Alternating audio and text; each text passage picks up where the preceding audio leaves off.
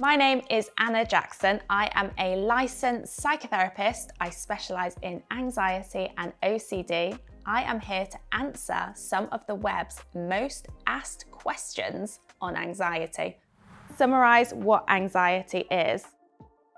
So anxiety is our body's natural response when it thinks that there may be a threat. What it does is it releases cortisol, which is the stress hormone, and starts to prepare the body to either fight or flight.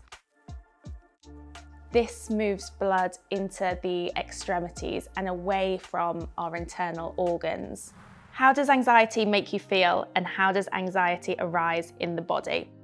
So on a physical level, it can make us feel really jittery. We can get sweating palms and heart palpitations. We can feel quite dizzy, like we may pass out as well, which is a heightened state of anxiety, also known as panic. On an emotional level, we can feel very much on edge, a sense of doom as though we're waiting for something bad to happen.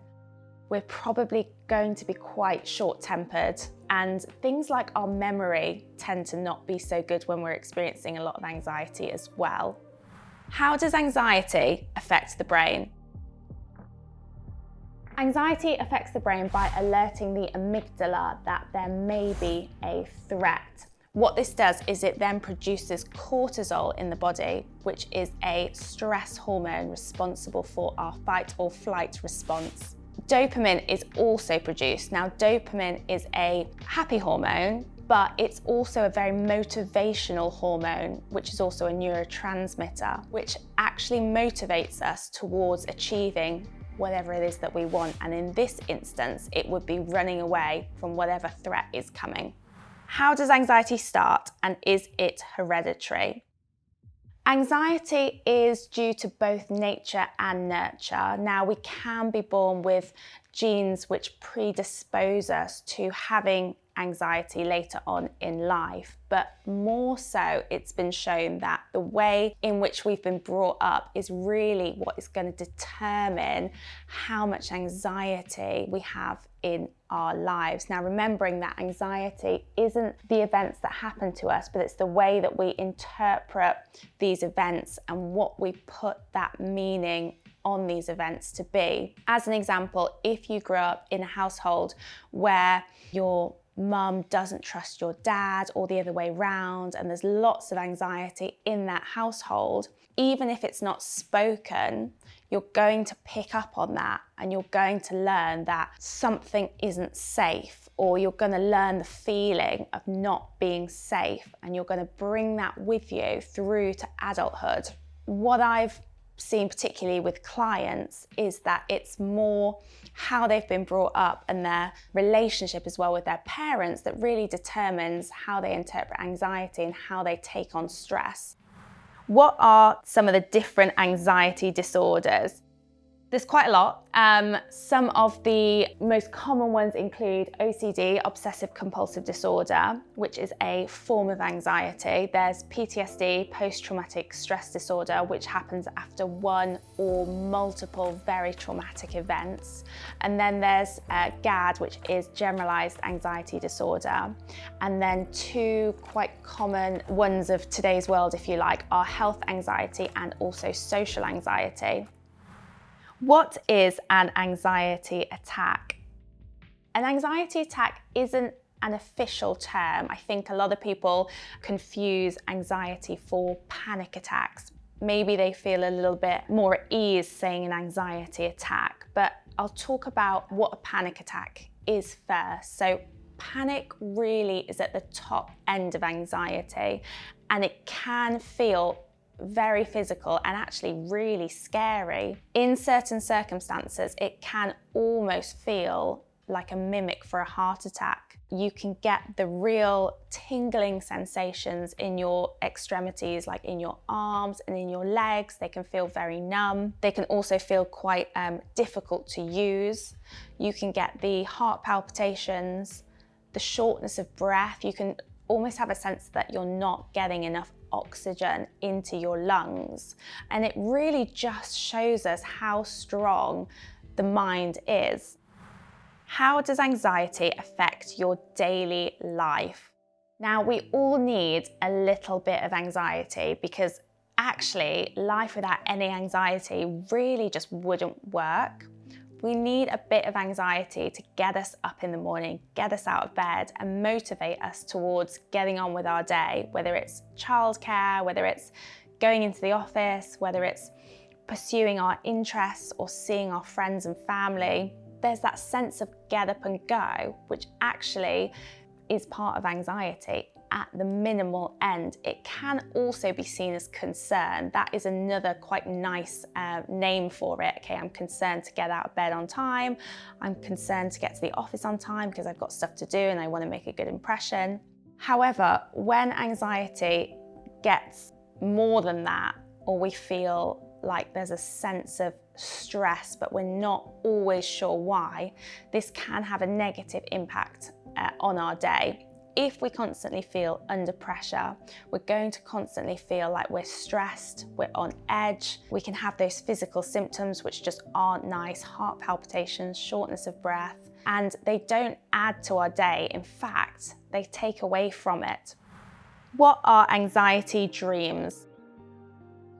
Okay, so anxiety dreams are unprocessed trauma or unprocessed emotion from the day. Now, this doesn't have to be an extreme type of trauma. It could just be stress that hasn't really been dealt with, that you've been feeling throughout the day. Now, we do live in an anxiety pandemic where everyone pretty much at some point in their life is going to have anxiety, and so much of us feel a sense of stress because there's so much going on. The world is so interconnected, and certainly the rise of social media as well hasn't helped with that. But anxiety dreams, or maybe they could even be full-blown nightmares, are the unconscious trying to be heard whilst we're asleep.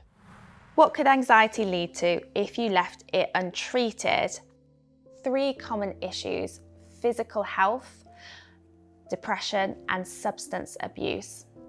A common cause of what can happen when anxiety is left untreated is actually depression. Now, anxiety and depression are actually opposites. They can be seen as 2 separate sides of the same coin. When the anxiety side is up, the depression side is down, and vice versa. But what can happen over a long period of time is if you are incredibly anxious, eventually the only way that this can go is down. And once you reach a point where your body just says, I can't continue to be in this state of fight or flight any longer, it drops away, the feeling of anxiety drops away, and we are left feeling empty, sad, and low. Depression. As we all know, mind and body are one. They are absolutely and utterly linked. If anxiety is left untreated for a long period of time, then it makes total sense that it's going to affect us physically. Things like our digestion and respiratory system are going to suffer as the nutrients are diverted away from our vital organs and they're given to our muscles in preparation for us to basically run away from whatever threat or danger our mind thinks is coming. Another big problem if anxiety is left untreated is it can commonly lead to substance abuse. It makes sense that the person with anxiety just wants to get rid of that feeling. They're probably constantly anxious and they just want a break. So unfortunately, a lot of people lean into things like alcohol or drugs or maybe gambling as well. They just want a break basically from their minds. We might feel in control, we've temporarily gotten rid of that feeling, but actually that substance is controlling us because we don't feel we're able to cope without it. Then we know we've got a problem, and then we know it's an addiction. Why is anxiety skyrocketing in Western countries? So from my own personal even opinion, I would say that mental health is much more talked about in Western society. We talk about it with friends, we talk about it with family much more, we talk about it in a work setting. Still, not everyone feels comfortable talking about it, but it's much more spoken about than I would say in Eastern cultures where there is still a lot of shame around admitting that you have a mental health issue, whatever that is, anxiety, depression, you don't feel able to cope for any reason, people are still made to feel weak or like they're making it up or it's not a real thing. So although anxiety is very prevalent in Western cultures, it's also very recorded. So we have a lot of stats about it. We have a lot of information. Well-being and happiness is also said to be generally pretty high in Western countries. Does everyone have anxiety to different degrees? I would say yes. I've never met anyone personally or professionally who doesn't have any form of anxiety or hasn't experienced any form of anxiety at any point. There's definitely people who experience it a lot more and people who don't have much, but they have a little bit. Again, it's the way we interpret events that causes us anxiety, not the events themselves. How can we help someone we love who has anxiety and comes to us for help? I would say definitely normalize it. Tell them that what they're going through is completely normal. It's the UK's #1 mental health illness. Almost all of us will have it at some point in our lives, some of us more frequently than others. Speak to them about what it is that's bothering them. If they can verbalize it, often they can kind of see it for what it is, and it might be far less scary as well as, when they've got it out in the open. I've been Anna Jackson, and this was the web's most searched questions about anxiety.